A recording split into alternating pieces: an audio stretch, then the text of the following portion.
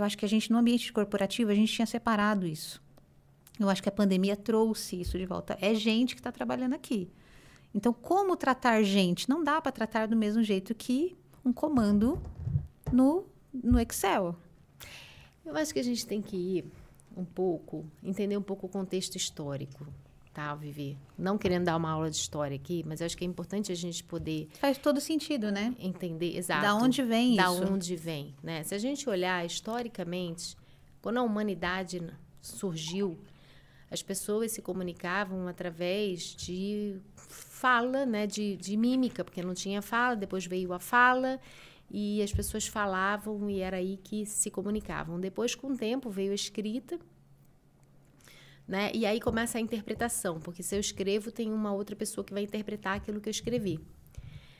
Depois o mundo evolui e aí você vive um momento onde existia muita crença. Então, você tinha as bruxas que eram queimadas, você vivia a igreja muito fortemente, tinha uma presença, né? As indulgências, tinha ali toda uma crendice em que o racional, a razão mesmo, ela precisava aparecer de alguma maneira, e Descartes vem para trazer a lógica e o racional. Então, a partir de Descartes, penso, logo existo.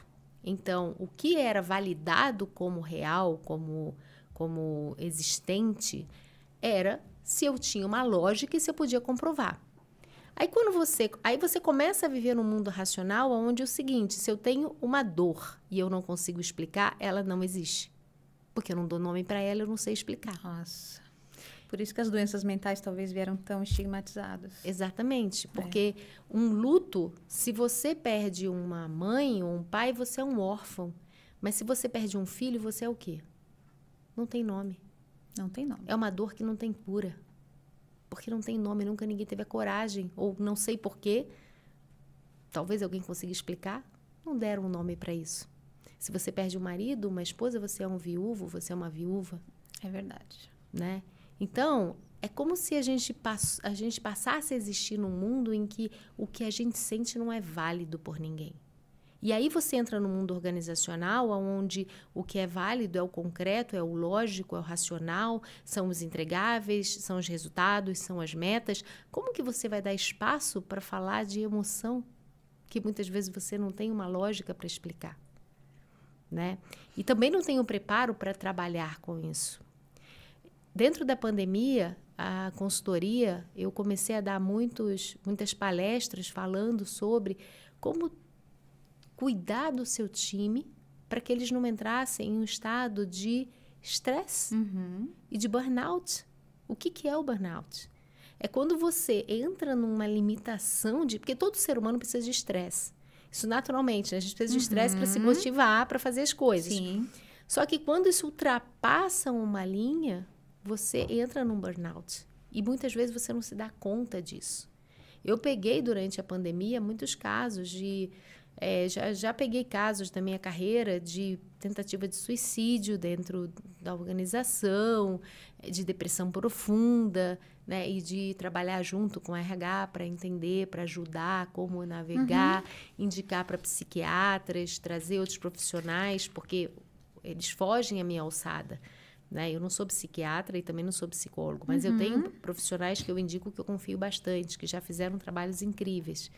Né? Então, quando você fala de como trazer essas emoções para dentro do mercado, do trabalho, como preparar esses líderes, como sustentar esses líderes, o primeiro passo é conversando com eles. Né? É conversando que eles também podem levantar a mão e dizer, não sei como trabalhar com isso. E esse também é o papel do RH.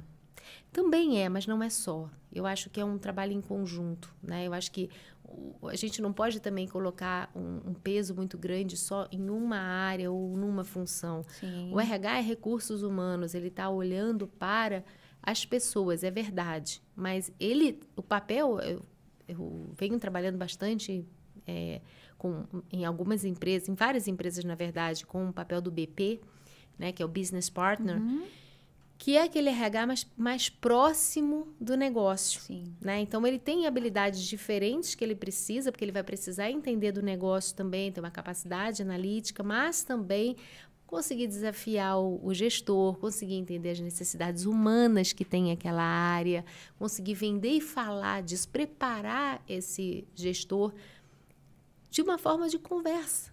Tudo começa com uma conversa. Às vezes a gente tenta colocar...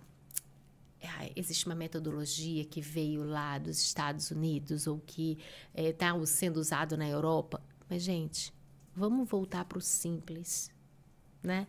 Vamos voltar para o básico que ninguém faz, que é sentar e conversar, pedir ajuda, dizer eu não sei agora, mas eu vou olhar para isso, porque isso é ser humano, isso é ser empático.